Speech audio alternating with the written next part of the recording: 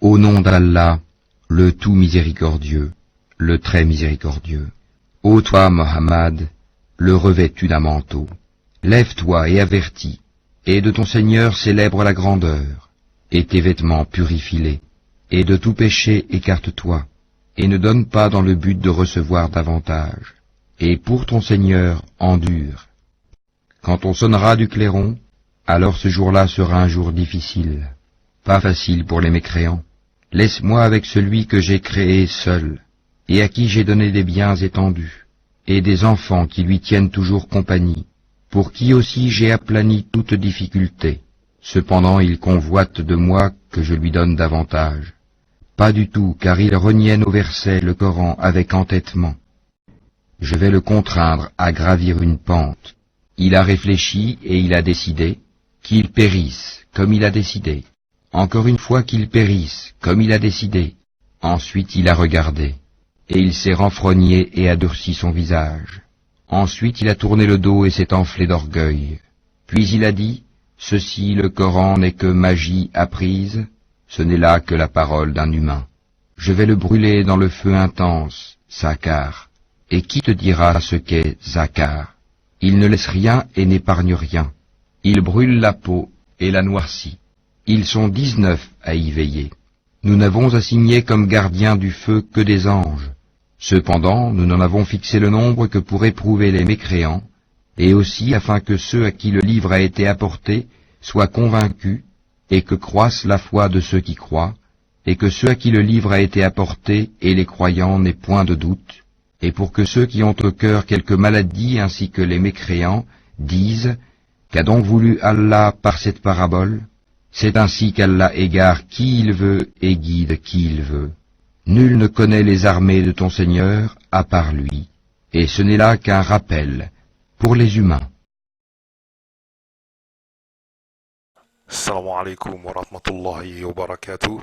Donc comme prévu, j'avais dit dans la dernière vidéo que j'allais faire une autre vidéo sur la 7431.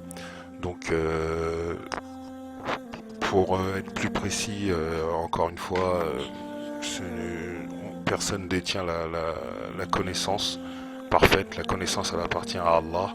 Et donc je viens juste partager avec vous une des compréhensions que j'ai du Coran. Donc on va la lire partie par partie, car on va s'arrêter à la sourate, au verset 31, parce que tout simplement on peut pas aller jusqu'au bout, sinon la vidéo resterait beaucoup trop longue. Donc, mais pour que vous compreniez, on va commencer depuis le début. Donc on y va. Au nom d'Allah, le tout miséricordieux, le très miséricordieux.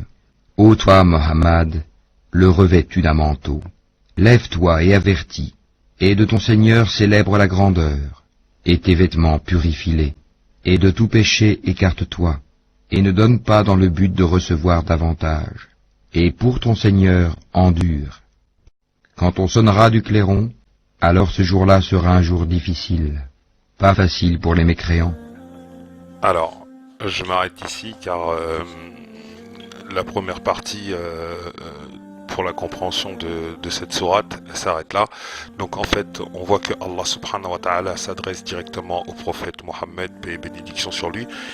Il lui adresse des paroles qui lui dit de s'écarter de tout péché, de se purifier, de purifier ses vêtements, de célébrer la grandeur de son Seigneur, et donc il le prévient d'un jour difficile qui arrive. Et donc à partir de ce 10e verset, c'est là où ça change. Laisse-moi avec celui que j'ai créé seul, et à qui j'ai donné des biens étendus, et des enfants qui lui tiennent toujours compagnie, pour qui aussi j'ai aplani toute difficulté. Cependant il convoite de moi que je lui donne davantage. Pas du tout, car il reniait nos versets, le Coran, avec entêtement. Je vais le contraindre à gravir une pente. Il a réfléchi et il a décidé qu'il périsse, comme il a décidé. Encore une fois qu'il périsse, comme il a décidé. Ensuite il a regardé, et il s'est renfrogné et a durci son visage. Ensuite il a tourné le dos et s'est enflé d'orgueil. Puis il a dit, ceci, le Coran n'est que magie apprise, ce n'est là que la parole d'un humain. Donc on voit la deuxième partie de cette sourate, c'est que en fait Allah subhanahu wa ta'ala décrit un personnage au prophète. Il lui décrit clairement ses biens, il lui décrit tout ce que Allah lui a attribué, hein, tout ce que lui-même Allah lui a attribué. Il lui dit que cet individu, donc il s'agit de Al-Walid ibn Al-Mughira. Et donc il s'agissait de cet individu qu'il avait fait tout ce qu'on voit citer dans ce verset. Et malgré tous ses bienfaits, ce personnage a réfléchi et a décidé, et donc Allah lui dit qu'il périsse comme il a décidé. Donc il le répète une deuxième fois, c'est très important, il insiste encore une fois qu'il périsse comme il a décidé. Ensuite, et il a regardé. Il s'est réfrogné, a durci son visage, ensuite il a tourné le dos et s'est enflé d'orgueil. Il s'est enflé d'orgueil devant quoi? Devant le Coran.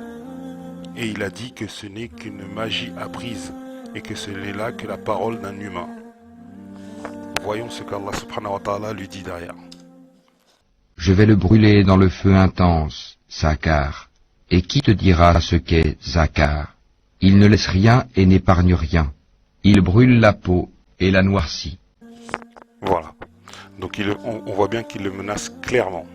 Il le menace clairement d'un feu intense et il décrit l'intensité de ce feu qui ne laisse rien, qui n'épargne rien. Donc qui brûle tout jusqu'au bout. Voilà. Donc voilà les deux premières parties de cette sourate. Donc on voit qu'il s'adresse en premier au prophète Mohammed, paix et bénédiction sur lui, et ensuite derrière il s'adresse au personnage, un notable de l'époque qui lui à l'époque était vraiment très très très riche, et malgré ça, malgré tous les biens que Allah lui a attribués, et ben à la vue du Coran il s'est renfrogné. Et il a tourné le dos au livre et il a dit que ce n'était qu'une parole d'humain. Très important. Que ce n'est qu'une parole d'un être humain. D'accord? Donc,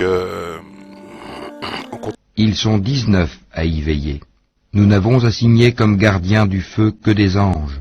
Cependant, nous n'en avons fixé le nombre que pour éprouver les mécréants, et aussi afin que ceux à qui le livre a été apporté soient convaincus, et que croisse la foi de ceux qui croient, et que ceux à qui le livre a été apporté et les croyants n'aient point de doute, et pour que ceux qui ont au cœur quelque maladie ainsi que les mécréants disent, qu'a donc voulu Allah par cette parabole?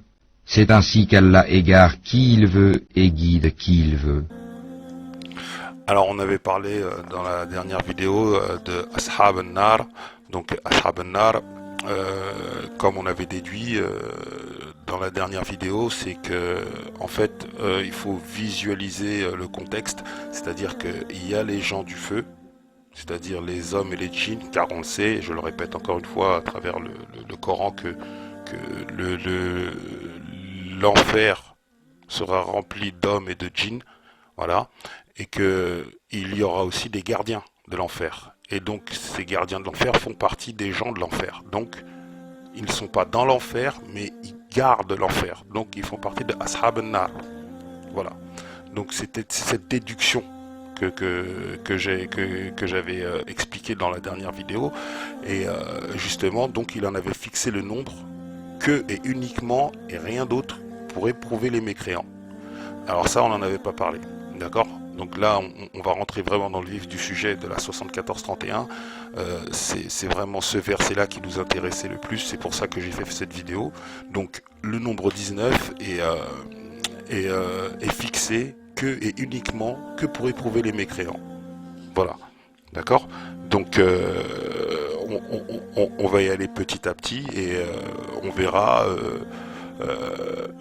en fait, chaque catégorie car Allah a classé les personnes suivant leur foi, leur état de foi par rapport à ces catégories, et on va les voir une par une.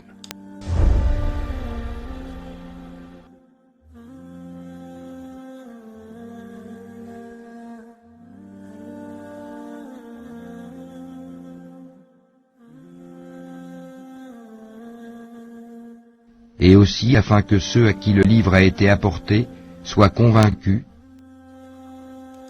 Voilà, donc là on a entendu les quatre catégories. Donc nous avons en premier, donc il a fixé le nombre 19 que pour éprouver les mécréants, donc c'est marqué. Cependant nous en avons fixé le nombre que pour éprouver les mécréants, et aussi afin que ceux à qui le livre a été apporté soient convaincus.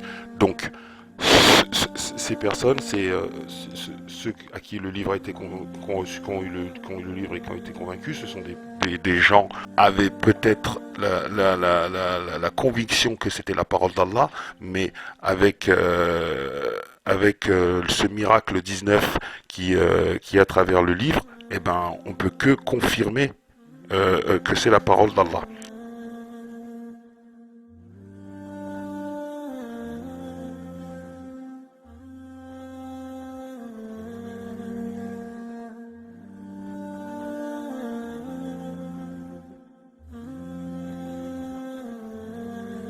Et que croisse la foi de ceux qui croient. Ensuite, la deuxième catégorie, que croisse la foi de ceux qui croient. C'est-à-dire qu'il y en a, ils étaient formels, hein, ils étaient sûrs et certains, ils avaient la foi au fond de leur cœur, mais en ayant ce code 19 à l'infini, à travers les versets, les lettres, les sourates, les choses lunaires, solaires, tout ce qui est cosmique, tout ce qui est même à travers nous, nos signes, tout dans le livre, cette personne-là, eh ben, peut augmenter encore plus sa foi vis-à-vis d'Allah subhanahu wa ta'ala.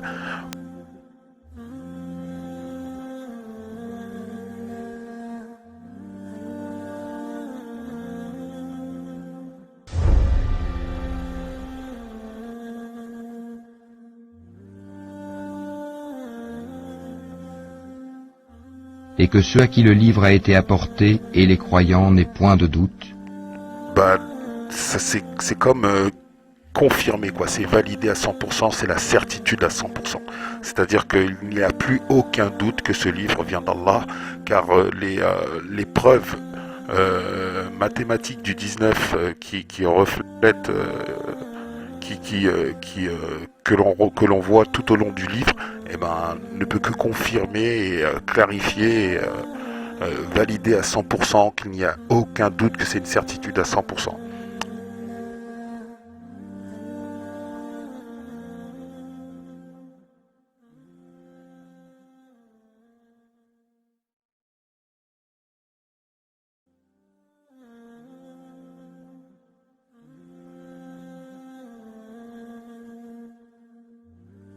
Et pour que ceux qui ont au cœur quelque maladie ainsi que les mécréants disent: qu'a donc voulu Allah par cette parabole? Donc, cette catégorie-là, c'est ceux qui rejettent le 19, qui doutent, qui sont sceptiques, qui n'arrivent pas à s'y faire, que le chiffre 19 multiple de 19 soit dans tout ce livre de manière infinie, hein. Plus on cherche, plus on en retrouve, et plus ça avance, et plus c'est infini, c'est incroyable. Donc, subhanallah, c'est vraiment à l'infini. On s'en sort plus. Hein, c'est vraiment, et ça confirme, et ça reconfirme, et ça reconfirme, et ça reconfirme. Et ben, ces personnes qui refusent ça, et ben justement, c'est ceux qui ont quelques maladies au cœur et qui comprennent pas en fait ce que veut dire le 19 en fait. Pourquoi 19 anges à y veiller? Pourquoi ils comprennent pas? Donc voilà. Donc voilà les 4 catégories pour lesquelles je voulais différencier. Donc vous avez bien vu, il y a 4 catégories à accepter et de toute manière on est forcément obligé de faire partie de ces catégories. Hein. Aucun être humain ne peut éviter ces catégories. Donc on va le relire une dernière fois ensemble et on va essayer de décomposer, de voir dans quelle catégorie on se trouve. Ils sont 19 à y veiller.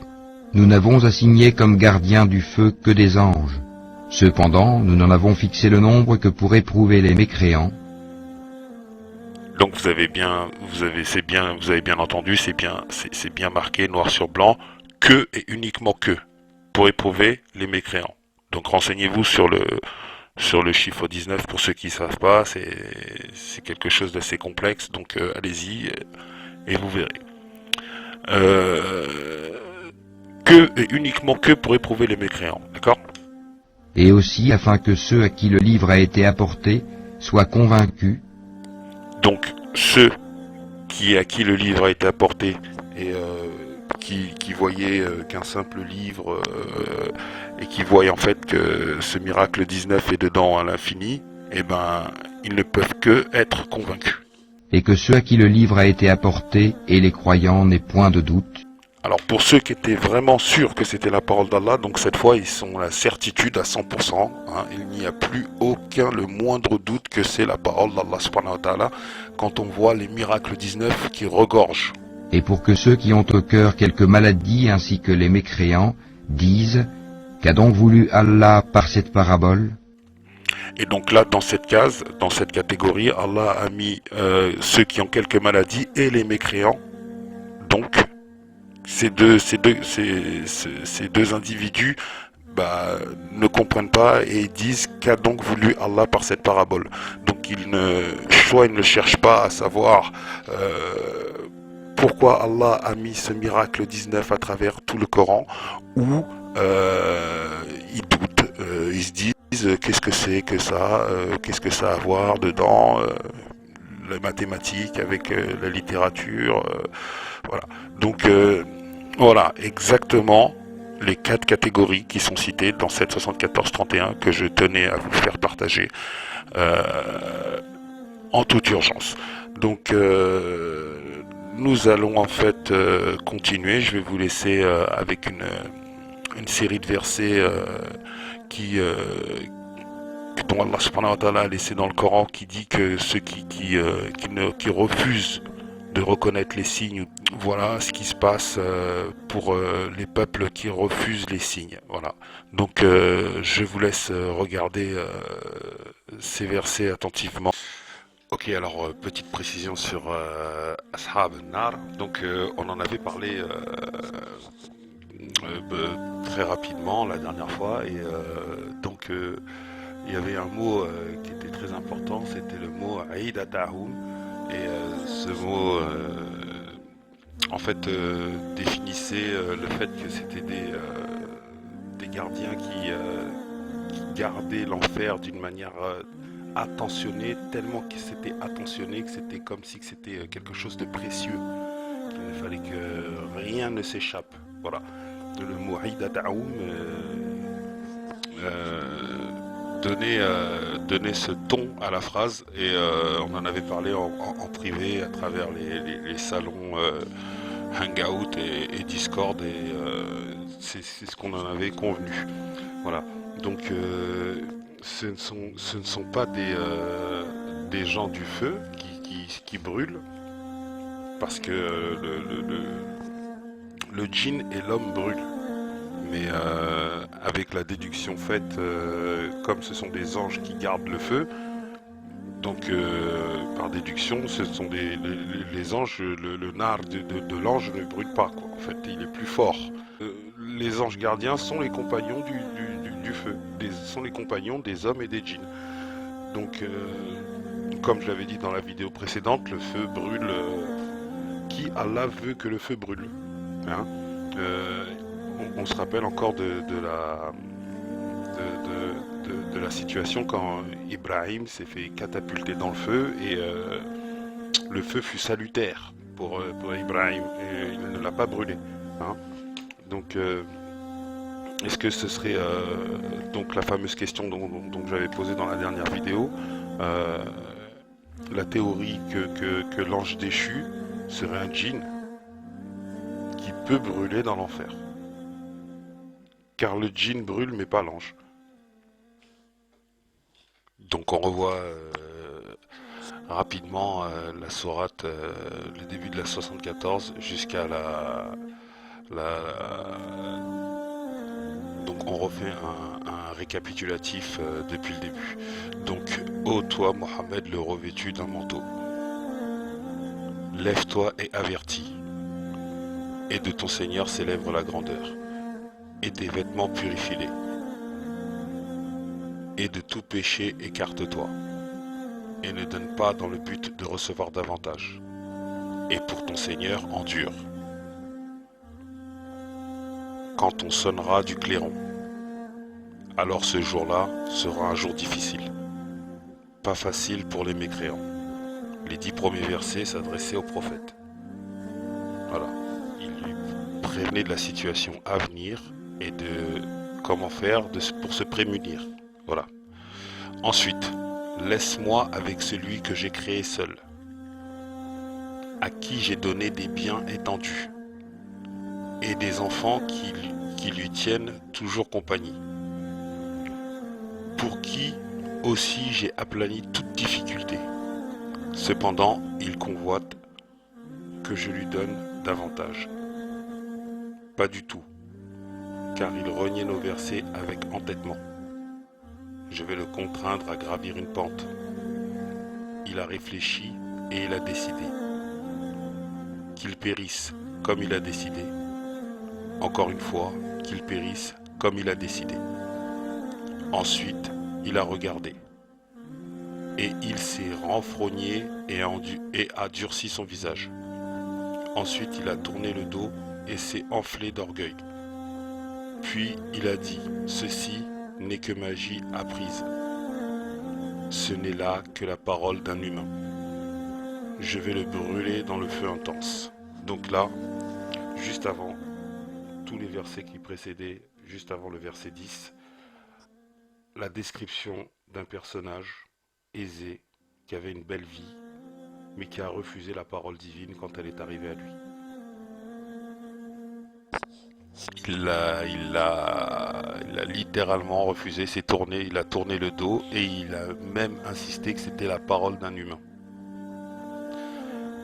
Donc Allah lui répond par rapport à son entêtement et à son orgueil, par rapport à tout ce que Allah lui a donné, ne serait-ce que la vie et tous les biens qu'il a autour de lui. Il lui dit, ok, je vais le brûler dans le feu intense, le saqar. Et qui te dit ce qu'est-ce saqar? Il ne laisse rien et n'épargne rien. Il brûle la peau et la noircit. Voilà. Et ensuite, ils sont 19 à y veiller. Nous n'avons assigné comme gardien du feu que les anges. Cependant, nous n'en avons fixé le nombre que pour éprouver les mécréants, et aussi afin que ceux à qui le livre a été apporté soient convaincus, et que croisse la foi de ceux qui croient, et que ceux à qui le livre a été apporté et les croyants n'aient point de doute, et que pour ceux à qui ont un cœur quelques maladies ainsi que les mécréants disent, qu'a donc voulu Allah par cette parabole? Donc on voit bien que si le nombre 19 n'était pas fixé que pour éprouver les mécréants, à quoi il serait alors il serait assigné alors ce chiffre 19? Nous en avons fixé le nombre que pour éprouver les mécréants, le nombre 19, que pour ça, et aussi afin que le livre a été apporté soit convaincu, et aussi afin que ceux à qui le livre a été apporté soient convaincus. Donc ça c'est notre partie de personnes, et que croisse la foi de ceux qui croient, encore une autre catégorie, et que ceux à qui le livre a été apporté, et les croyants n'aient point de doute. Encore une autre catégorie. Et pour que ceux à qui au cœur quelque maladie ainsi que les mécréants disent qu'a donc voulu Allah par cette parabole. C'est ainsi qu'Allah égare qui il veut et guide qui il veut. Nul connaît les armées de ton Seigneur à part lui, et ce n'est là qu'un rappel pour les humains. Donc je vais lire quelques versets, comme je vous avais dit, pour la fin de vidéo, pour les signes et les miracles reniés par les autres peuples. Qu'est-ce qui leur est arrivé? Donc on va voir ça ensemble. Nous leur montrerons nos signes dans l'univers et en eux-mêmes, jusqu'à ce que leur devienne évident que c'est cela la vérité. Ne suffit-il pas que ton Seigneur soit témoin de toutes choses? Sourate Yunus, verset 20. Et ils disent: que ne fait-on descendre sur lui un miracle de son Seigneur? Alors dit: l'inconnaissable révèle seulement d'Allah. Attendez donc, je serai avec vous parmi ceux qui attendent. Alors sourate la fumée, à partir du verset 30. Et certes, nous sauvâmes les enfants d'Israël du châtiment avilissant, de Pharaon qui était hautain et outrancier. À bon escient, nous les choisîmes parmi tous les peuples de l'univers, et leur apportâmes des miracles de quoi les mettre manifestement à l'épreuve. Rien ne nous empêche d'envoyer les miracles, si ce n'est que les anciens les avaient traités de mensonges. Nous avions apporté au Tamud la chamelle qui était un miracle visible, mais ils lui firent du tort. En outre, nous n'envoyons de miracles qu'à titre de menace. Donc voilà. Cette vidéo, je tenais à la faire aussi par rapport au raisonnement qu'on essaie d'avoir entre nous, et voilà, cette vidéo je l'ai faite. Maintenant, bien sûr, on peut en discuter, on peut en débattre, il n'y a pas de souci, c'est avec le plus grand des plaisirs. En tout cas, n'hésitez pas à laisser les commentaires pour ceux qui veulent, pour vous-même en débattre, en faire un live si vous voulez, pour en discuter.